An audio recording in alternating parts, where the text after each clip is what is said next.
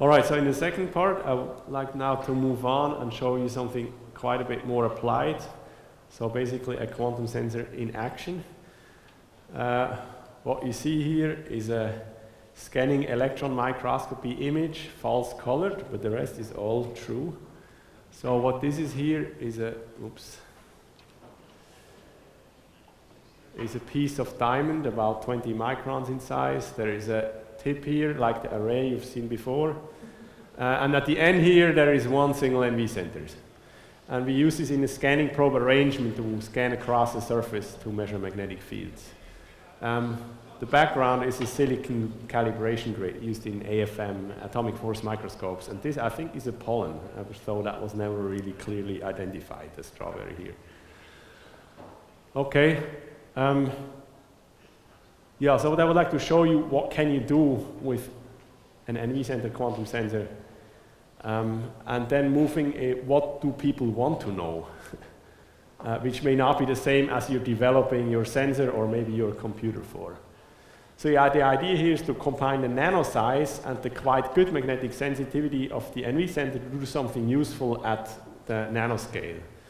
So now you can say, okay, let's go to the nanoscale. What does produce magnetic fields at the nanoscale? Here's the obvious one. You go to, this is a disk drive, a magnetic disk drive, not a flash drive. It's made out of thin magnetic material. The magnetic material is polarized up or down, or sometimes in plane. And what you see here, these are bits of information tracks, which is magnetism. This is read by GMR read head, so some read head sensor in a disk. And what you have here is quite strong magnetism. So this is order of millitesla or more. If you go and look more closely, you will find that basically anything is magnetic in one way or the other. And there is another category beyond magnetism which also produces magnetic fields, which is currents. So if you take an integrated circuit, pass a current through it, there is the law of Biot-Savart. So current goes in one direction, and then the magnetic field lines loop around that current.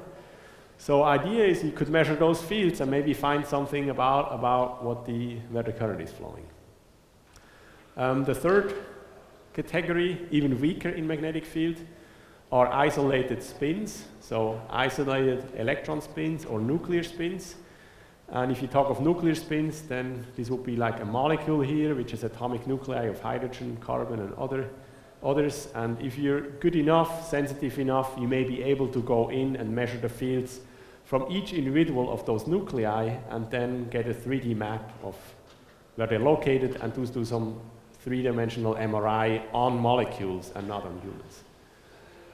So what you analyze here are two features of magnetic field. So here in the magnetism and in the currents, you would take a map of magnetic field and then look at the spatial distribution of magnetism or of currents in your device.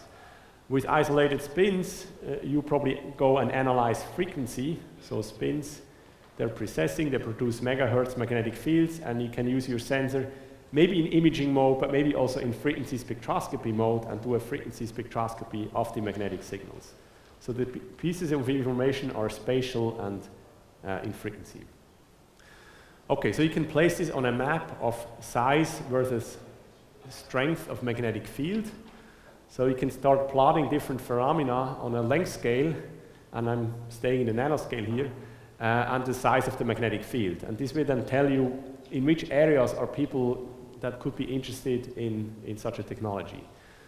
So the magnetic materials shown before on the left are either ferromagnetic domains, they're strongly magnetic, or domain walls, new textures like skyrmions, so these are nano-sized ferromagnetic domains. Also antiferromagnets, and I'm going to come to that in a second, which have domain walls, and single magnetic atoms. Key feature here, all of them have pretty strong magnetic fields. If you go to currents, those fields are typically weaker. So at the scales that we measure, 1 microamp is usually about 1 microtesla, and the sensitivity of the sensor was typically 1 microtesla, can be made better, which could include integrated circuits in engineering, mesoscopic transport, think of graphene devices, or quantum transport and single charges, which are extremely weak. And in biology, you could have neural currents on bigger length scales. Finally, these NMR type of measurements, MRI, are also quite weak, and the fields get smaller as you get bigger because you're further away, and because these are dipole fields. So if you now think of where we could move with our approach, then let me show you this one first. Then this is where we think we can go with scanning NV centers, so having an NV center as a local sensor, shown in the blue box here. Length scales between 10 nanometers and 1 micron, and sensitivities down to not 1 nanotesla but close. People have also tried taking diamonds with not one NV center but a whole chip with a dense array of near-surface NV centers, ensemble magnetometers, which then bring you to bigger length scales but allow you to enhance sensitivity. And some people are trying to use them, for example, for neuron detection. So here's the experimental scheme. Yeah. Okay, so question, I had question where would be the superconducting squids, and I had a chart, but it's not included here with all the other sensors. So standard squids are quite large, so they will be in this right lower corner here. There is a group at Weizmann and a few others that have put squids on tips to try to move it from this direction to the left, and they are becoming very sensitive, so they can make them work in this region here. In order to use the squid, you have to be at low temperatures, but many of those systems are at low temperatures. People also use, for example, scanning tunneling microscopes, which you could place up here. And then there is magnetic force microscopes, which are somewhere in this region here, but they're not easy to go down here. So there are other techniques, but what is hard, and you can kind of see this from this chart, is to move in this corner here, being small and sensitive. So the advantage of the quantum sensor here is a combination of reasonably small and reasonably sensitive. So here's the basic scheme. So it's very simple. You take a scanning probe, like in atomic force microscopy. You attach a single qubit, an NV center, to the tip. So here's an NV center embedded in a diamond tip. You scan it over a surface, and you record magnetic field. So what you record is this blue-red texture, which is the magnetic field, one vector orientation, at a certain distance above the surface, so given by Z. This distance in practice is between 30 and 70 nanometers, and it's a very important number because this sets the spatial resolution you can achieve. So what you in the end want to find out is not the blue-red texture here, but the black and white here, which in this sketch here is the domain wall, the domain pattern of an antiferromagnet. So you need to find a way to go from the colored plane here to the magnetization. And this can be a very non-trivial problem. In some cases there is a unique solution, sometimes there isn't. Again, the Z here is important because it sets the resolution you can achieve in mapping out what's underneath. Okay, so let me walk you through 4 topics here. I'm just going to recap the most important features of the last lectures, which are important for this practical application. I'm going to show you a bit how we make these diamond tips, because this is the key feature, and there is quite some technology behind it. It's nice to look at. I'm going to go through a few applications to give you an idea where the people are that are looking into using quantum sensors of this type. And then I'm briefly going to show that the spin-off efforts that we've undertaken in trying to move this away from our lab and as an applied technology that we can use in other fields.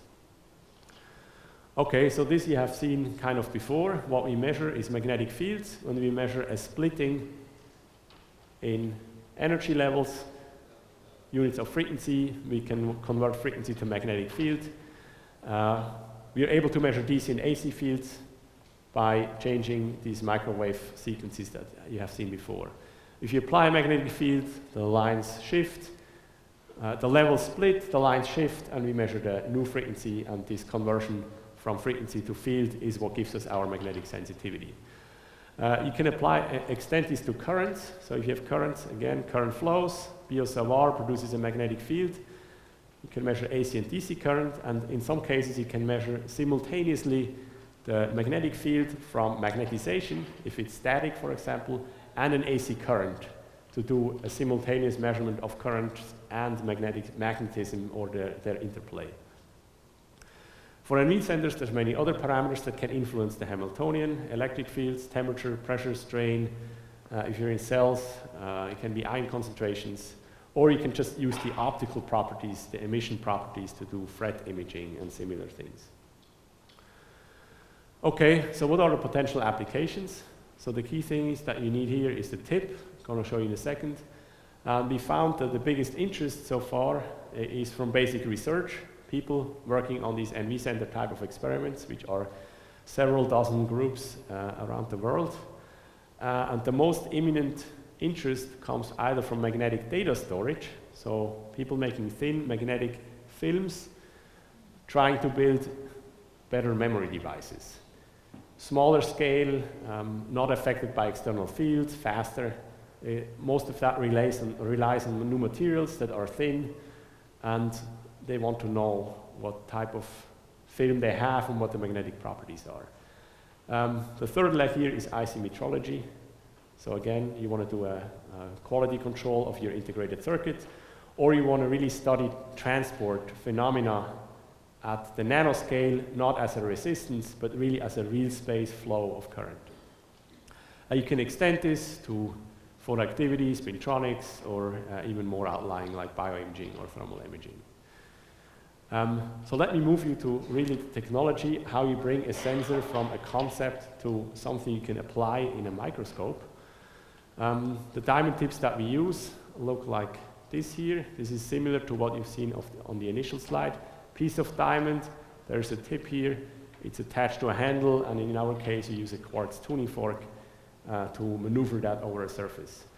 If you look top down on this piece here, you see this back side of the diamond. You don't see the tip. The tip is roughly here, it's underneath, and you make the tip visible by putting it again in this optical microscope, looking at fluorescence intensity. So this thing here is an NV center in the tip. You see additional fluorescence that comes from scattering at the edge of the diamond. The key metrics, we've seen some of them before, is the contrast, the photon collection, and the coherence time. All of them set the SNR, the sensitivity. Additional parameter here is the standoff distance. How close can you bring your sensor to the source? Most importantly, it sets the spatial resolution. The spatial resolution is roughly going to be on the order at which you can bring a sensor close to an object. In practice, it's roughly half of that, depends on SNR, but this is a key parameter. This distance also sets secondary bit sensitivity. If you're closer to the source, fields are typically bigger. So then, for the same amount of Tesla sensitivity, you get a better magnetization or current sensitivity. So let me show you a bit how you make those tips, because this is the key feature which requires a lot of engineering. What you start with here is again these diamond plates. So disadvantage of diamond, it's a very hard material. Okay, it's an advantage and it's a disadvantage if you want to fabricate it. There are no wafers. Diamond does not grow on wafers like on silicon wafers in a single crystal way. So what you have to use here is small crystals, half a millimeter thick, that you then have to, in several steps, machine down to what you have as a sensor. The machining is also very difficult because, again, diamond is so hard. So you either laser cut it from a big scale, and then you use plasma etching in a clean room, so dry plasmas, to do a nano or a microstructuring. So what you do here first, you cut these diamond sheets in thin membranes and polish them. The membranes in our case are about 20 microns thick, and then you implant them with nitrogen. Remember, those membranes have very few NV centers. We've seen a few in the beginning, but as quality improves, there is a very low dopant concentration and there's no NV centers. And we want our NV centers not somewhere, but very near the surface. So there is a very established technology of ion implantation. So you shoot nitrogen ions with a defined energy into the surface. And by tuning the energy, you can determine the stopping range. And if the energy is low enough, you end up, let's say, 10 nanometers below the surface. stochastically. If you implant nitrogen, you shoot nitrogen in, you also damage the crystal lattice, so you create a lot of vacancies, and through an annealing step, you get then all-in-one the NV center through this implantation process. So what we have in the end is a crystal with a thin layer of NV centers near the surface, stochastically placed, and an average depth of, let's say, about 10 nanometers. So next, you have to bring this membrane here into the shape of something that you can scan around, add a tip to it. So what you do is plasma etching. You first define a tip. So this is one of those pillars here, and you need this tip, again, for scanning. It's a microscope. However, the tip has a section functionality in that it helps you a lot in taking the photons out of diamond. So again, the refractive index of diamond is 2.5, roughly 2.5, so it's very hard to get the photons out because they all totally internally reflect. So if you build this structure here, there's an NV center here, and you know it's very close to the end because through the implantation process, most photons preferentially go into the material, but now they have already quite of a good vertical angle, so they will go into the substrate and can make it out on the other side. So we place these pillars on these breakout chips, about 20 microns in size, so pillar is here. Not all of the pillars have NV centers. Again, it's a stochastic process, and in an optimum case, about 30% of them have one. The majority has 0, and some have 2. But because you have many of them, and you can place, let's say, 10,000 on one of those membranes, you can select the ones which have a functioning NV center. So you can break it out and attach it to some bigger structure. In our case, this is a silicon handle, so this is a piece of silicon that you, again, make from a wafer. Here's the diamond, the tip with the NV center, and the photons will then go out on the backside. If you zoom out, then you see the silicon handle is very long. It's again attached to something bigger, which is a quartz tuning fork. So these were used in watches, or they're still used in cheap watches as timekeeping element. They're vibrating with, well, 2 to the 32 kilohertz, 2 to the 15, and they set the time base of watches. In this case, we use them as a force feedback sensor. So again, we want to scan, so we will approach a surface, and we don't want to know that we reach the surface when the tip has crashed. So we need some way to tell that we are closing in. And in this established technology, okay, you vibrate very slightly your tuning fork, and as you approach the surface, the frequency of your vibration changes because there is an interaction of your tip with the surface, and that tells you, okay, you reached the surface, and then you're there and you can navigate safely over the surface. So it's an auxiliary device. You can then integrate everything on a chip, here nicely made up. So you have the chip here, about 10 millimeters in size, the tuning fork, the silicon handle, and the diamond, which you can see. So this is a Swiss 5-cent coin, not made of gold. So this is gold here, but not the one here. That gives you roughly the size scale. So this chip you can then glide in and use in a scanning probe microscope. So this is the tips we have now. How do we improve? Questions were how far can you go and what really sets the limits here. And there's many handles. One is tip shape, so this is the first generation here. Second generation, tip is more broad, which allows you to generate more counts. And if you go to the optimum shape, what shape do you need to get the most photons from here coming out on the backside? It's likely something like a parabola, where you have a parabolic shape at the top and then very steep walls going down to the diamond, which will collect most photons here, guide them down, and through the steep side walls, they come out almost vertically on the backside with minimum reflection. Things you can do is to add anti-reflection coatings on the back to even get a higher photon count rate. But there is a lot of engineering here in extracting photons from diamond, and photonics helps a lot. Another parameter you want to improve is T2 or T2 star. So you can ask yourself what sets the limits to qubits in diamond. There are several of them. The first one that you're going to encounter, one of the first ones, is carbon-13 nuclei, which are magnetic in the otherwise carbon-12 lattice. So carbon is mostly carbon-12, 99% isotope. So it's mostly spin-free except for 1% of carbon, but this 1% is enough to significantly reduce your dephasing time. So by now we can grow diamond with isotopic purity, eliminating carbon-13 and nuclear spins as a decoherence mechanism. We're working near surfaces, so you have to worry about surface defects, surface charges, and as you do implantation, you create a lot of lattice damage, which helps making your NV center, but it can also, the local damage can interfere and introduce additional magnetic noise. So the bottom line is avoid magnetic noise in the vicinity of the NV center. Good, so let me move on and show you some applications. So here's a first example, and this is a sample that was brought to us from a group in magnetic materials. The material is called copper manganese arsenide, and it's kind of a hot topic right now in antiferromagnetism.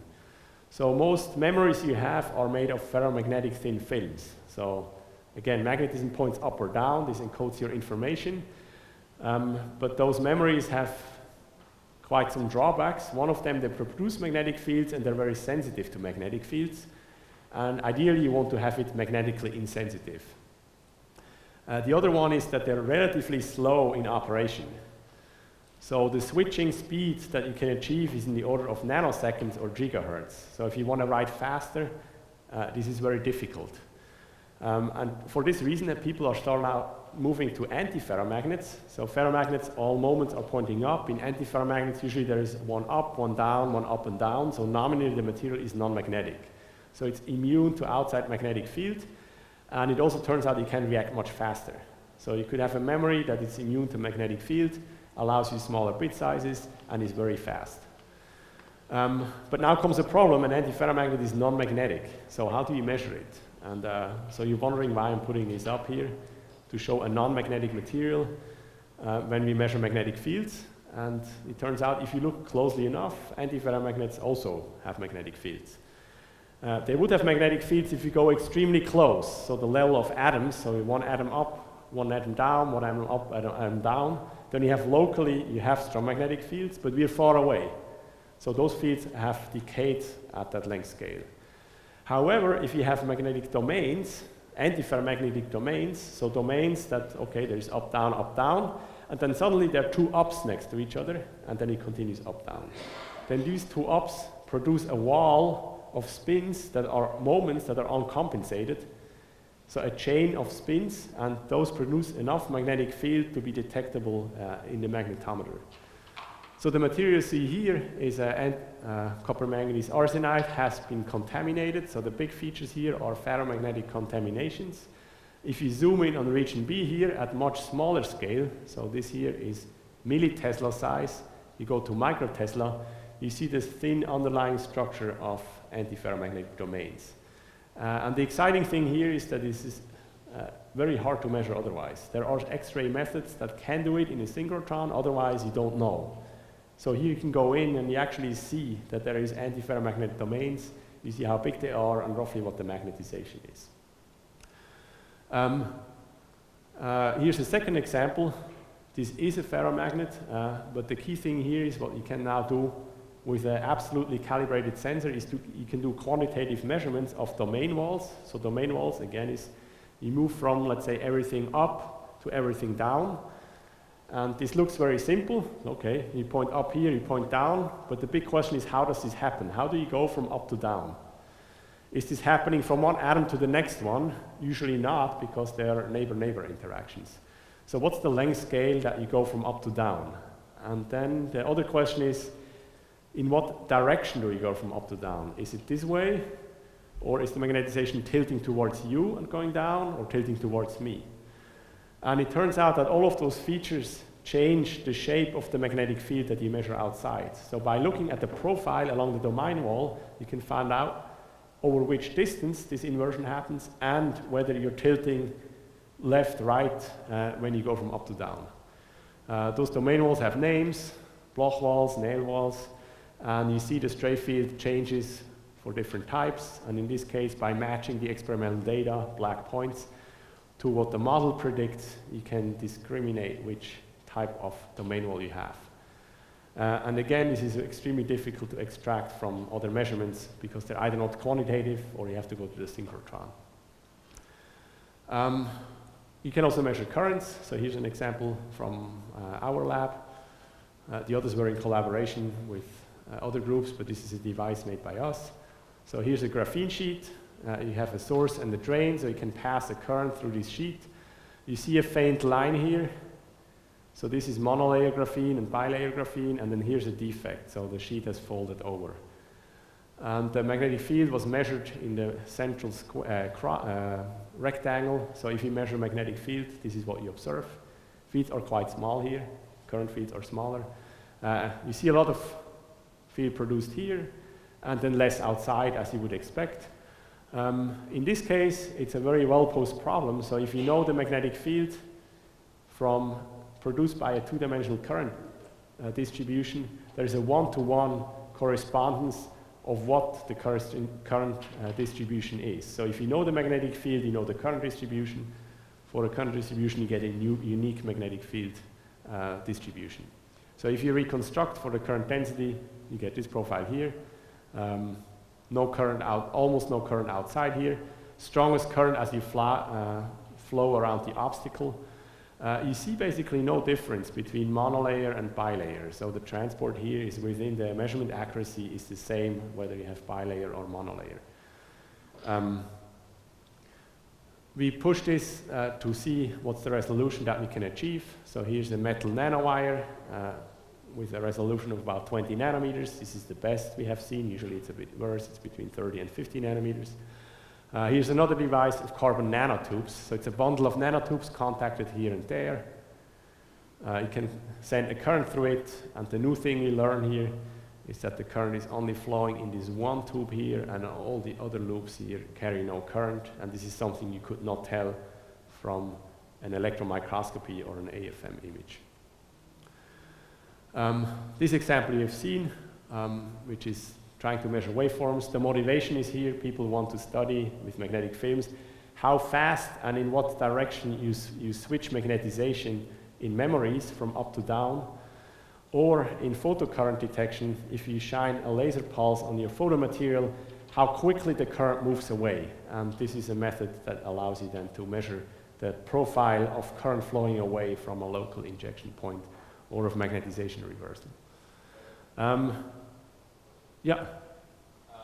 So this is done in a single shot, but you have to repeat the experiment many, many times. You work very fast and just average on a single point, but many, many times, and then you do it in a single shot. So you have to repeat this arbitrary waveform. So right, it's not single shot. So if you have a waveform that's non-repeatable, then you're lost. And there are problems which then you can't address anymore. Many of those problems you can address. If you do magnetic switching, especially in memories, it has to persist for 10 to the 12 or 15 cycles, otherwise your memory is not reliable. So in classical oscilloscope, this is called equivalent time sampling. So you repeat the waveform many times and you build up an oversampled waveform, which is the same here, by repeating the experiment. But you have to repeat the experiment in this case to do the measurement. If you had something like an atomic vapor magnetometer with millions of atoms, then you can do it in real time up to some level because you get the ensemble that gives you already a probability value in one shot. But if you have a single sensor, then that doesn't work. Could you potentially work very fast, just repeat many times per nanosecond, that would just limit your bandwidth? Still get it. So what limits your minimal time per event? So what are limitations? One is how many times do you have to repeat the experiment to get one good data point here. So if the more you repeat, the lower your error. But the quantum projection limit will be this 1 over 4 square root of 4n, which is the standard deviation. So you could say you need a millisecond here to get a reasonably good value for 1 point, millisecond. So not nanosecond. So each point here you could say takes a millisecond. Here it took longer because we wanted to have a better SNR. But this is roughly at the point where you could start following in real time, depending on the magnitude of fields. Yep. So you said it's not realized by statistics and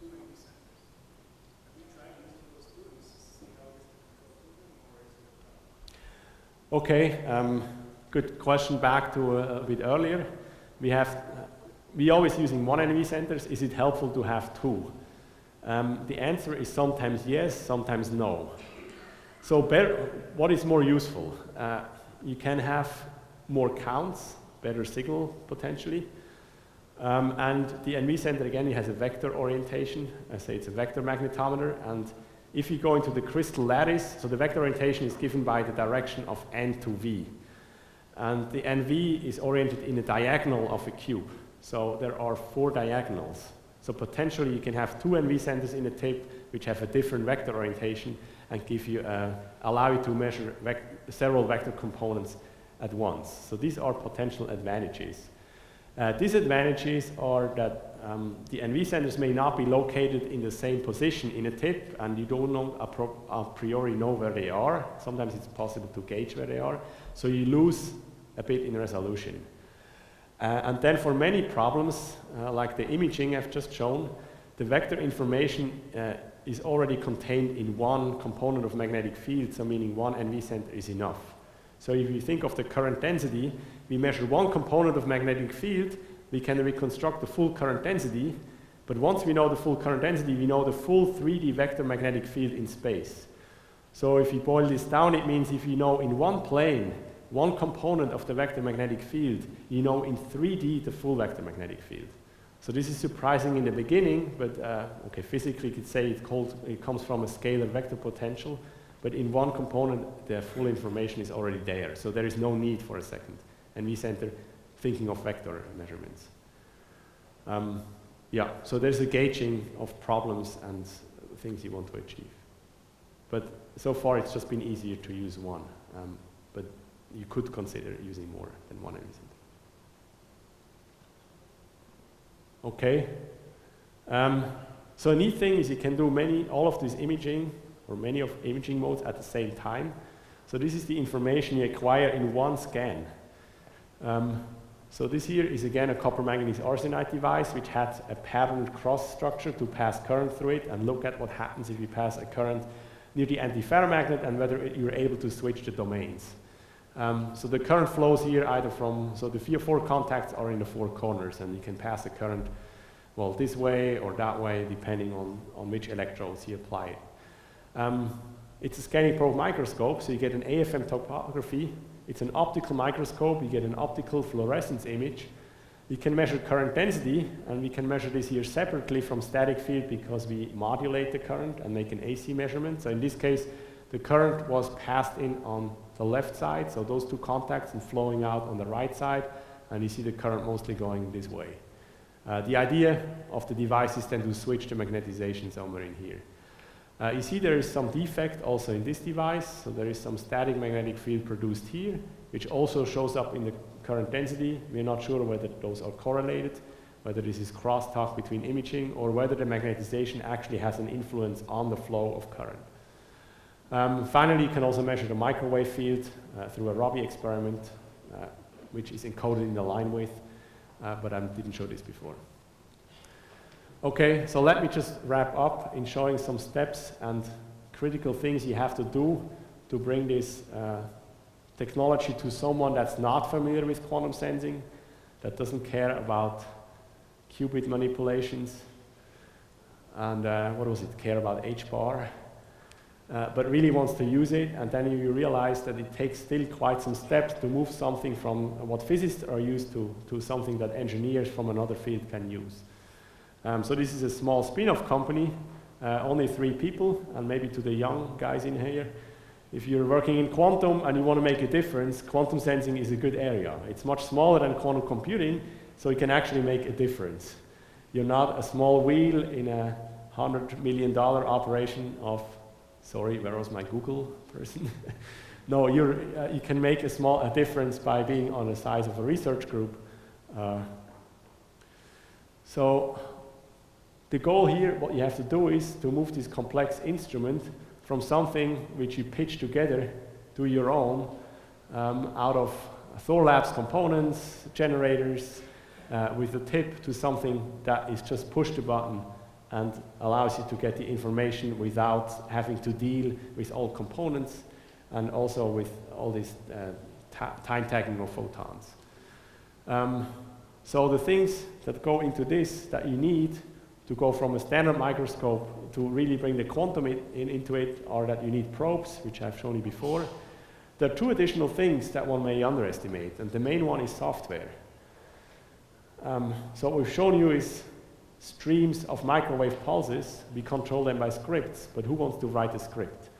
What you really would like to have, so the script looks like this. So you don't want to, as a user, interfere with all these elaborate steps and know how to do them. You would like to have something like this. You would like to have something, a knob that allows you to choose a few basic things, AC fields, okay, DC voltages, AC voltages, DC fields, AC fields, and some ranges of expected magnitudes of fields. And it's very similar here. You want to measure a magnetic field, you have to decide it's AC or DC, and then you have to define the range of field that you expect and perform your measurement. So you have to bring all of those steps here into one flow that translates your desired measurement into a script, choose the script that you need, build up your sequence, apply it to your qubit, detect photons, and process up all the photons such that in the end what you get out is not a probability, but a unit of Tesla or micro Tesla. And we're currently implementing this all in one instrument. Again, this is something you can do with few people. It's ambient operation microscope. Looks like a conventional atomic force microscope with a scanning stage and optics head. The art lies in the control of the tip, which is located and scanning over the sample here, and then you need magnetic field control. Where could you apply this? It's mainly basic research, other research groups. It's memory material and IC metrology. So it's not a supercomputer size, but it's distinct areas of R&D that work on nano-sized systems. So with that, I would like to summarize this more technical part. So what is NV scanning magnetometry? It's the application of NV sensors as quantum sensors on the nanoscale in a microscope. Can map magnetic fields and currents. Advantages are a high resolution and sensitivity, the combination of the two. And there is quite some industrial applications driven by the miniaturization of technology. So what do you need for this? The probe is key, as is software. And if you're an applied person, you want to have something turnkey without having to worry about gates or scripting. So with that, I would like to thank my group and you for your attention.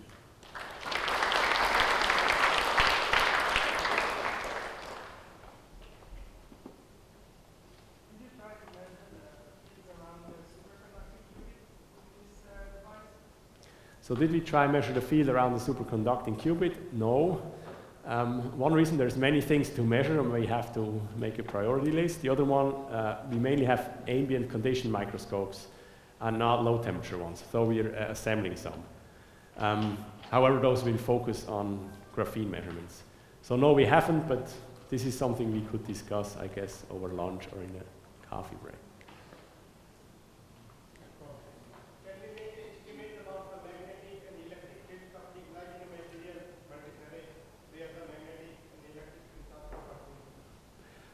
So I hope I got the question right. It's about electric field and magnetic field measurements. Yeah, in a material like multi-array, where the magnetic and electric fields are coupled to each other. Okay, so I hope I will answer this correctly. So how can we measure magnetic fields and electric fields separately? Is this correct? No, like difference between the coupling, like polarization and the magnetization. Like Okay. Yeah, I'm not sure whether I get the question. So electric fields and magnetic fields are something, well, you could say to begin with, completely separate. So if we measure DC fields, then we have an electric field that we can measure through an electric Hamiltonian, and a magnetic field, a magnetic Hamiltonian. If the two are connected, yeah, they're connected through a field equation. But what we're probing with the NV center is either magnetic field or electric field. You could then try and make a correlation between the two, but that will come later. Yeah, sorry, maybe we have to discuss later on.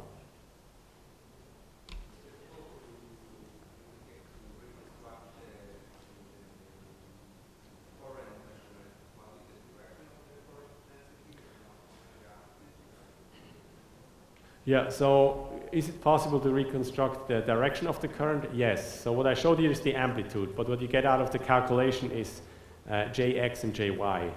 And the amplitude was shown here because it contains both types of information. But in the original reconstruction, you first get Jx and Jy, and then you can compute the magnitude. So if you change the polarity, then the magnetic field will change sign, which is something you see in the measurement.